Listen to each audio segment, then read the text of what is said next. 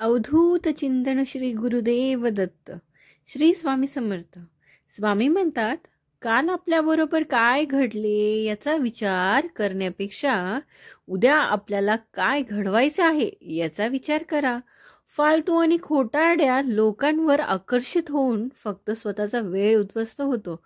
म्हणून खऱ्या लोकांच्या सहवासात असावं, ज्याने आपल्या मनाचा विकास होतो. कर्मांशी प्रामाणिक राहाल की पश्चातापाच्या पायऱ्या चढाव्या लागत नाही. श्री स्वामी समर्थ. अजून नवीन व्हिडिओसाठी माझ्या चॅनलला सबस्क्राईब करा, लाईक करा, शेअर करा व्हिडिओला आणि बेल आयकन नक्की दाबा. श्री स्वामी समर्थ.